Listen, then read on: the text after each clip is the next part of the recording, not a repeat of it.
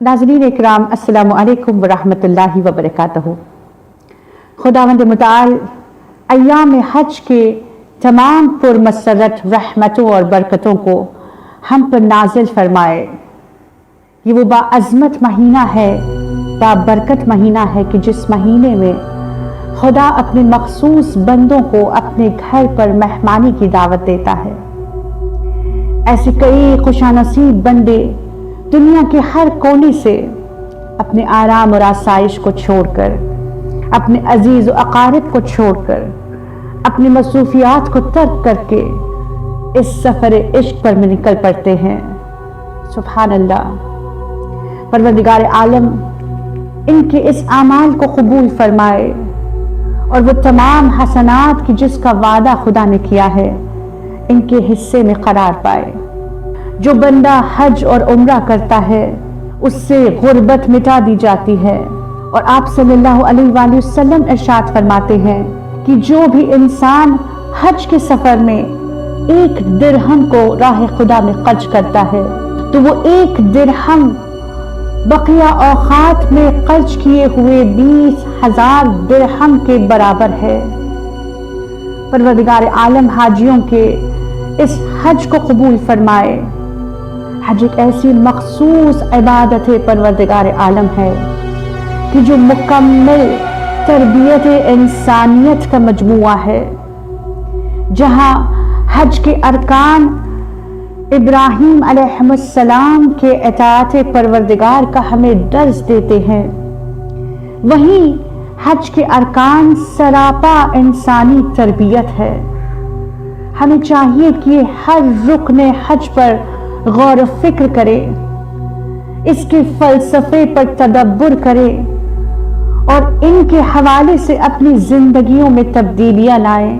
खुदा के बंदे इस बात का एहसास करते हैं कि हमारा वजूद फानी है, ये दुनिया फानी है, ये दुनिया हमेशा रहने वाली शय नहीं है।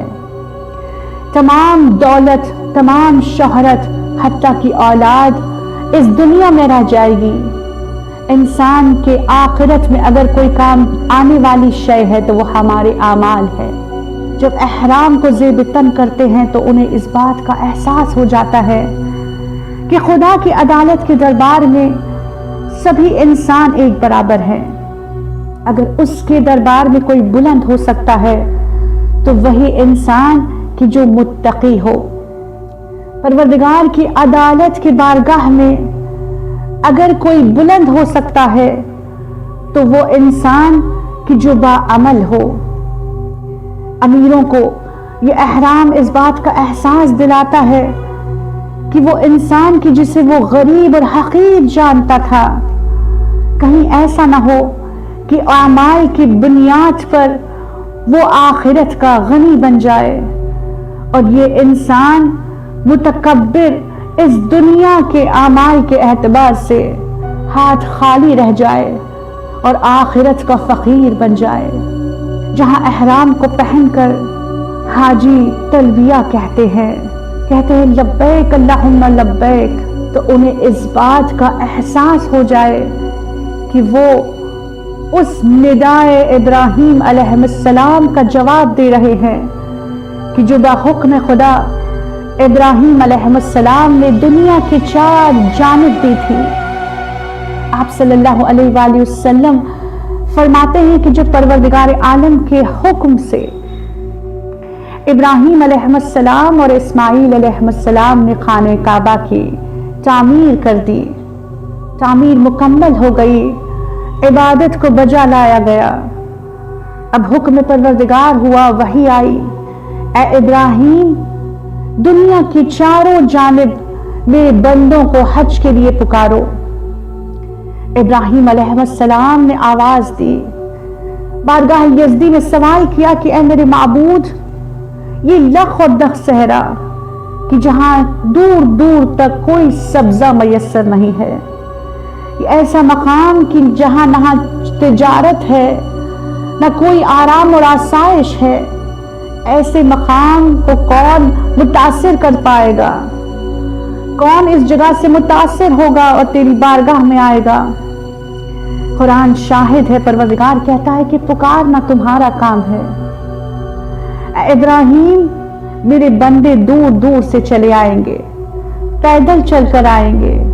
سبحان اللہ، پروردگار نے جسے بھی توفیق دی ہے، پروردگار کی رضا حاصل کرنے کے لیے وہ بندہ اس کی بارگاہ میں، اس کے گھر میں یعنی بیت اللہ کی زیارت کے لیے تکلیفیں اٹھا کر پہنچتا ہے، تو اس وقت حاجی کے کیفیت کا کچھ اور انداز ہوتا ہے۔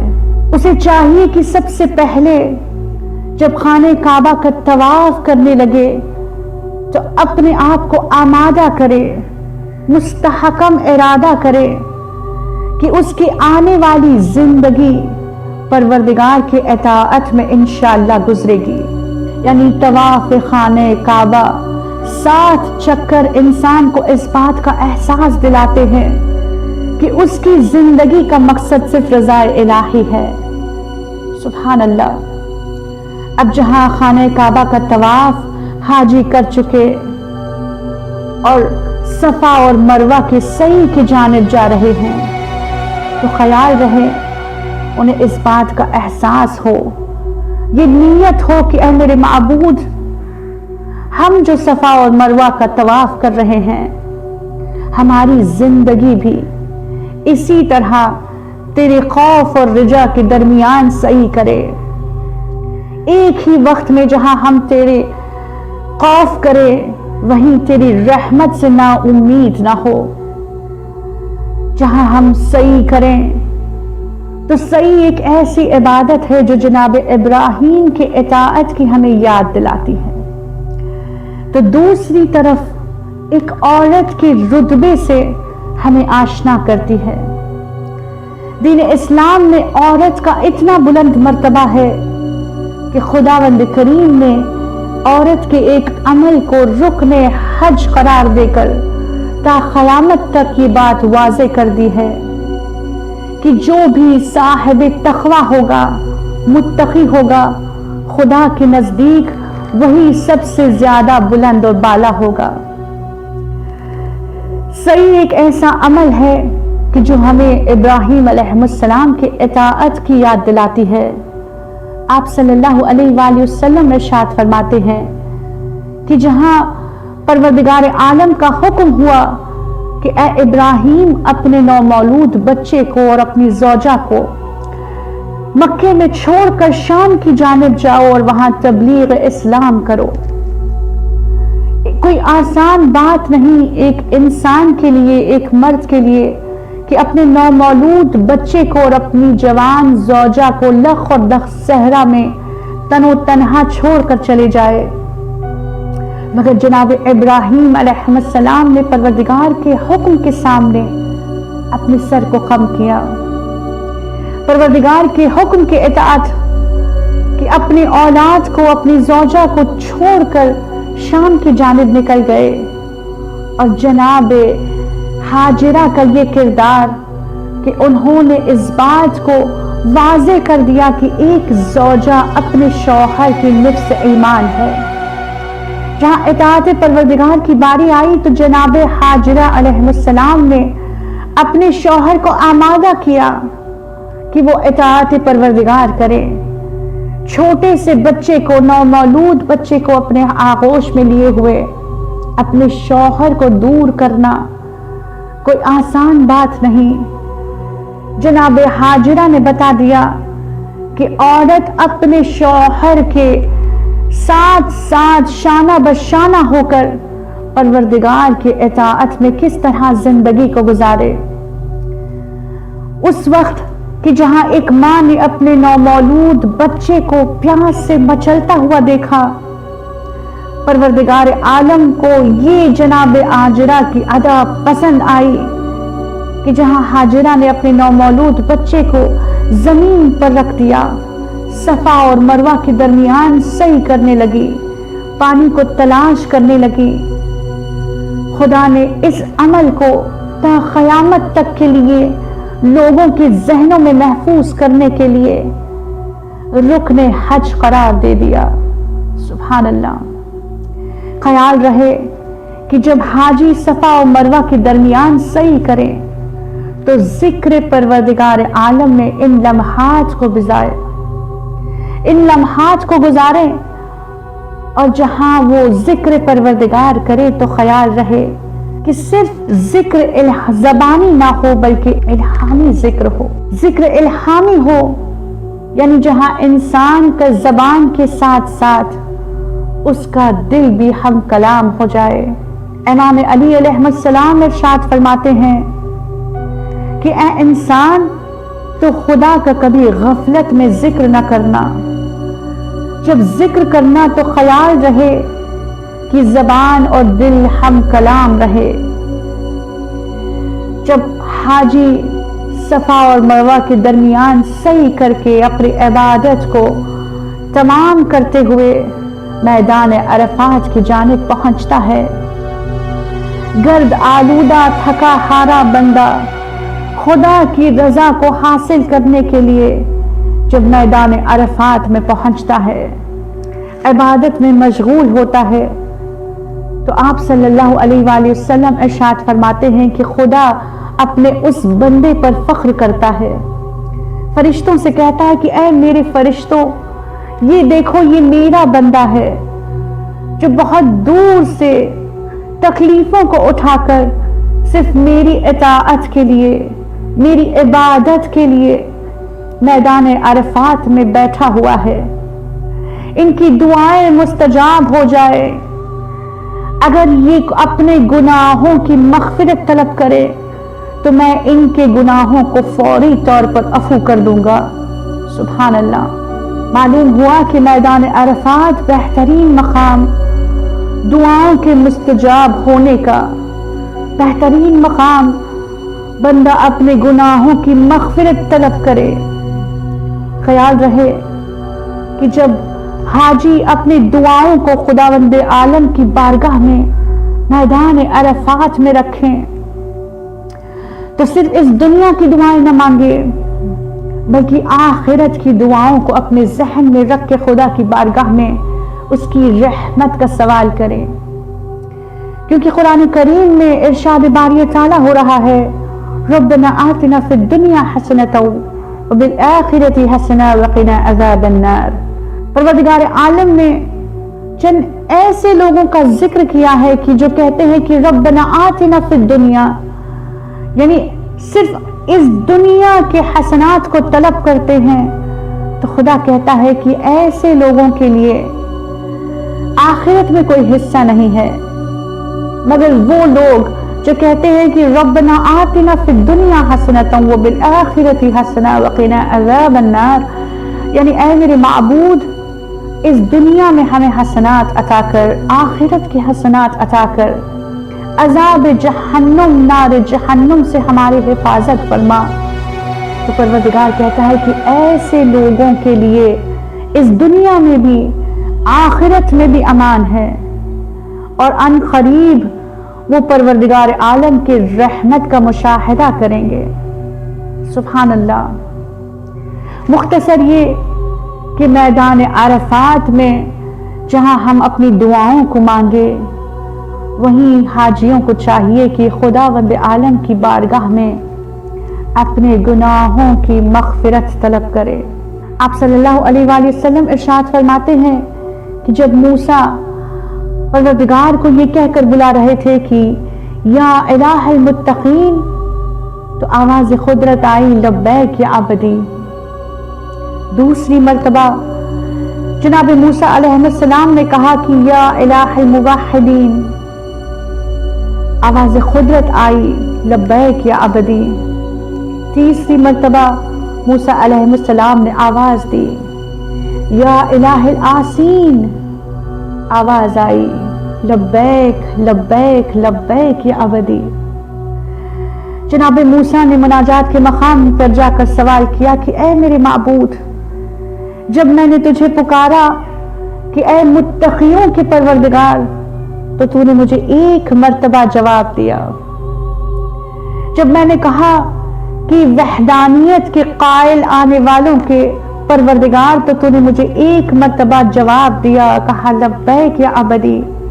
مگر جب میں نے پکارا کہ اے گناہگاروں کے پروردگار، تو تو نے مجھے 3 مرتبہ جواباً لبیک لبیک لبیک کہہ کر پکارا۔ اے میرے معبود، مجھے اس کی وضاحت دے۔ آواز قدرت آئی کہ اے موسیٰ، جب میرا ایسا بندہ کہ جو متقی ہو میرے بارگاہ میں آتا ہے تو تقوی کے سہارے کے ذریعے سے میری بارگاہ میں آتا ہے۔ جب میری توحید کا قائل بندہ میری بارگاہ میں آتا ہے تو اسے آسرا ہوتا ہے میری توحید کا، مگر جب میرا گناہگار بندہ میری بارگاہ میں آتا ہے تو اس کے پاس سوائے میری رحمت کی امید کے دوسری کوئی امید نہیں ہوتی۔ اسی لیے جب میرا گناہگار بندہ مجھے پکارتا ہے تو میں اسے بڑھ کر 3 مرتبہ لبیک کہتا ہوں۔ سبحان اللہ۔ اے میرے معبود، ہم تجھ سے توفیق طلب کرتے ہیں کہ روز عرفات ہم اپنے گناہوں کی مغفرت تیری بارگاہ میں کریں، تیری رحمت کا سوال کریں اور تو ہمارے سوال کو پورا کرے۔ مختصر یہ کہ جہاں حاجی عرفات کے میدان میں اعمال کو انجام دے اور پھر رمی جمرات کے لیے آمادہ ہو تو سب سے پہلے انہیں اس بات کا خیال رکھنا چاہیے کہ یہاں وہ رمی جمرات تو کر رہے ہیں، مگر اس سے بھی زیادہ افضل یہ ہے کہ وہ اپنے اندر کے شیطان کو فنا کر دے، اپنے اندر کے شیطان کو نیست و نابود کر دے اور پھر رمی جمرات کرے۔ محض پتھر کو اٹھا کر شیطان پر مارنا کوئی معنی نہیں رکھتا اس وقت تک کہ جب تک انسان خود اپنے اندر کے شیطان سے حرب نہ کرے، اپنے نفس کو پاک کرنے کی کوشش نہ کرے۔ یہاں رمی جمرات ختم ہوا اور حاجی قربانی کے لیے آمادہ ہوئے تو انہیں سب سے پہلے اس بات کا ارادہ کرنا چاہیے، نیت یہ کرنا چاہیے کہ اے میرے معبود، یہ دمبے کی قربانی کے ساتھ ساتھ آج ہم اپنے اہم کی قربانی پیش کر رہے ہیں، اپنے انا کی قربانی کو پیش کر رہے ہیں، اپنے نفسانی خواہشات کی قربانی کو پیش کر رہے ہیں، کیونکہ قرآن کریم میں ارشاد باری تعالیٰ ہو رہا ہے کہ نہ تو قربانی کا گوشت نہ اس کا خون خدا کی بارگاہ میں پہنچتا ہے مگر سوائے انسان کے تقوی کے۔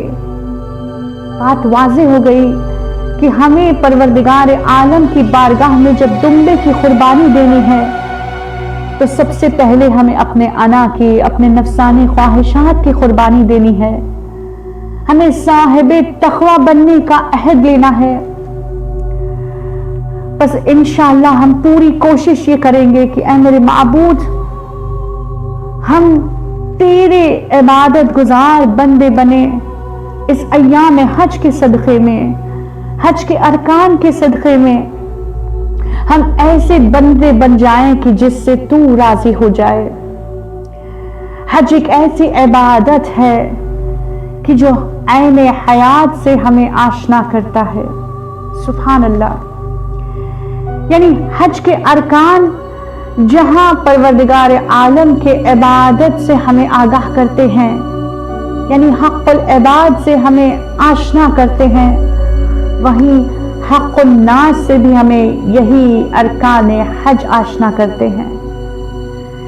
یعنی حج کے حقوق میں، فرائض میں سب سے پہلا فریضہ یہ ہے کہ جب انسان حج کا ارادہ کرتا ہے وہ خیال رکھے کہ کہیں اس کے سر پر کسی دوسرے انسان کا حق تو نہیں ہے۔ انسان اس بات پر تدبر کرے، غور و فکر کرے کہ کہیں والدین کا حق تو اس کے سر پر نہیں ہے، کہیں اولاد کا حق تو اس کے سر نہ، کہیں پڑوسیوں کا حق سے وہ غافل تو نہیں ہے، ہمسائیوں کے حق سے وہ غافل تو نہیں ہے۔ حاجی جب حج کا ارادہ کرے تو سب سے پہلے اپنی زندگی پر غور و فکر کرے اور سوال اپنے آپ سے کرے کہ کہیں اس نے کسی پر ظلم تو نہ کیا ہے، اس نے کسی کا مال غصب تو نہ کیا ہے، اور جب تک وہ دوسرے بندے کے حق کو ادا نہ کرے وہ انسان حج کے سفر پر نہیں جا سکتا۔ مثال کے طور پر اگر ہم نے خدا نخواستہ کسی کی دل آزاری کی ہے، جانے انجانے کسی کا دل دکھایا ہے، تو جب تک انسان اس دوسرے بندے کو راضی نہیں کرتا وہ حج کا سفر اختیار نہیں کر سکتا۔ اب یہاں پر مسلمان اور غیر مسلمان سب ایک برابر ہیں۔ یہ نہیں ہے کہ صرف ہمیں مسلمانوں کے حق کو ادا کرنا ہے پھر حج کی تیاری کرنا ہے، بلکہ ہر انسان کے حق کو ادا کر کے سفر حج پر ہمیں نکلنا ہے۔ حج ایک ایسی عبادت ہے جو ہمیں اس بات کا احساس دلاتی ہے کہ پروردگار عالم نے ہمیں اس دنیا میں بھیجا ہے تاکہ ہم انسانیت کے کمال تک پہنچے۔ بس اسی دعا کے ساتھ کہ اے میرے معبود، اے میرے رب، اے میرے پالنے والے، ہمیں حقیقی حج کرنے والوں میں شمار فرما، حاجیوں کے حق کو حج مقبولہ قرار دے، وہ تمام حسنات کہ جس کا تو نے وعدہ کیا ہے ہمارے حصے میں رکھ۔ اے میرے معبود، جو اپنی مالی استطاعتی خستہ حالی کی وجہ سے تیری بارگاہ میں حج بیت اللہ کے لیے نہ جا پائے، پروردگار عالم ہمیں یہ توفیق دے کہ ہم یہیں سے تیری عبادت کریں، ہم وہ سارے اعمال کریں کہ جس سے تو راضی ہو جائے۔ پروردگار ہمارے رزق میں وسعتیں اور برکتیں عطا فرما، ہمیں توفیق دے کہ ہم تیری بارگاہ میں، تیرے بیت میں، تیرے گھر کی زیارت کے لیے حج کے ایام میں پہنچ جائیں۔ وآخر دعوانا ان الحمد للہ رب العالمین۔